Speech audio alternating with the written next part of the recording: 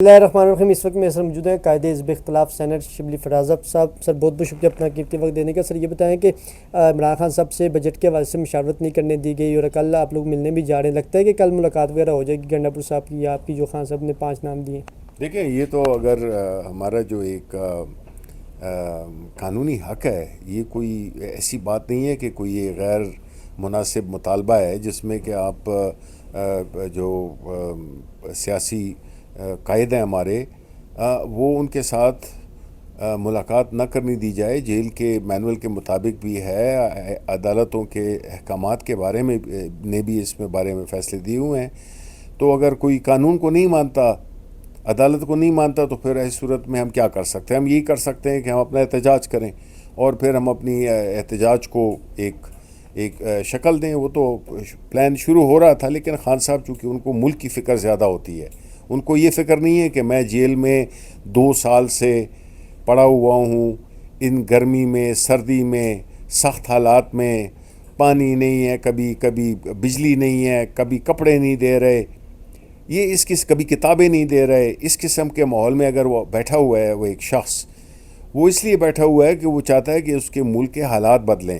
اس ملک میں اگر آگے جانا ہے، جس میں کہ 65% آبادی نوجوانوں کی ہے، ان کے لیے کوئی مستقبل تو بنے، کیونکہ ابھی جس طرح کے حالات ہیں، جس طریقے سے ملک چل رہا ہے، جس میں نہ قانون ہے، نہ آئین ہے، نہ عدالتیں ہیں، تو ایسی صورتحال میں کیا مستقبل ہوگا؟ کون آئے گا اس ملک میں؟ جو ہیں اپنے لوگ ہیں وہ بھی چھوڑ کے چلے جائیں گے، جو چلے بھی گئے ہیں، 30 لاکھ سے زیادہ چلے گئے ہیں، نوجوان لوگ جاتے ہیں، پیسے لے کے جاتے ہیں، ملک سے پیسہ بھی جا رہا ہے اور ملک سے ذہن بھی جا رہے ہیں۔ لاسٹ میں یہ بتا دیں کہ عمران خان صاحب سے متعلق تو مائنس کی باتیں چل رہی ہیں، اب تو آپ کے مخالفین بھی کہہ رہے ہیں، گورنر فیصل کریم کنڈی صاحب نے بھی کہا، نیال اشمی صاحب کہہ رہے ہیں کہ سیاست سے ہی وہ مکمل مائنس ہو چکے ہیں، تو کیا عمران خان صاحب مائنس ہو سکتے ہیں پاکستانی سیاست سے؟ یار، جو یہ باتیں کرتے ہیں نا، یہ جو نام آپ نے لیے ہیں، ان کی ایک تو خود سیاسی حیثیت کوئی نہیں ہے، نہ ان کی پارٹیوں کی ہے۔ اگر تو یہ بات اس طرح کرتے ہیں کہ مائنس عمران خان یا سیاست سے وہ ہو گئے ہیں، تو پھر تکڑے بنے۔ خان کو اگر اتنا اس کی کوئی حیثیت نہیں رہی ہے تو اس کو پھر چھوڑیں۔ یہ سیاسی مقدمات میں اندر کیوں رکھا ہوا ہے؟ چھوڑیں، کوئی اس کو پوچھے گا بھی نہیں اگر یہ ان کا خیال ہے تو پھر چھوڑیں نا۔ یہ تو نہیں ہے کہ سب سے زیادہ ڈر اسی شخص سے ہے کہ ان کو پتہ ہے کہ ایک قدم باہر نکالے تو ظاہر ہے کہ ملک کی سیاست بدل جائے گی، ملک کا مستقبل بدل جائے گا، پھر عوام کا دور ہوگا۔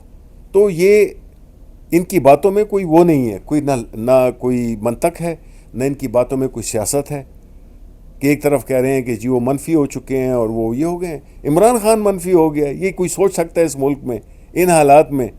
منفی تو یہ ہو چکے ہیں، ان کی سیاستیں دفن ہو چکی ہیں، ان کی پارٹیوں پہ ابھی کوئی وہ اپنے انڈے بھی گندے انڈے بھی نہیں ضائع کرے گا۔ یہ تو ایسی پارٹیاں ہیں جنہوں نے کہ اقتدار ایک اپنی چوری کو چھپانے کے لیے اقتدار میں آئے۔ نیب کے قانون کو سب سے پہلے بدلا ہے، آپ کو اگر یاد ہو، الیکٹرانک ووٹنگ مشین کو انہوں نے ہٹایا کیونکہ یہ نہیں چاہتے ہیں کہ شفاف انتخابات ہوں۔ ایسی پارٹیاں جو کہ 17 سیٹیں جیت کے آئی تھیں، وہ آج اگر ملک کے اقتدار پہ قابض ہیں، ان کی یہ حیثیت ہے کہ وہ اس طرح کی بات کریں کہ عمران خان مائنس ہو گیا ہے تو بس رہا کرو اس کو، اگر وہ اس کی تو کوئی اب بقول آپ کی کوئی حیثیت نہیں رہی ہے۔ آپ لاسٹ میں یہ بتا دیں کہ ٹرمپ کو جو نوبل پرائز کے لیے نامنیٹ کیا، آپ سمجھتے ہیں کہ ان کو نوبل پرائز کے ان کی میرٹ ہے اور ان کو واپس لینا چاہیے گورنمنٹ آف پاکستان کو؟ کہ مولانا صاحب تو فرما رہے ہیں کہ اب واپس لینا چاہیے، کہ کس چیز کا ان کو نوبل دیا جا رہا ہے فلسطین اور غزہ میں جو ظلم و بڑبڑی توڑی؟ یار دیکھیں، یہ ایک ایسا خوش آمدی کا ایسا سٹیپ اٹھایا ہے جس سے کہ ہر پاکستانی ہے وہ اس سوچ میں ہے کہ یار ہم ملک ہیں یا ہم کوئی راجواڑہ ہیں؟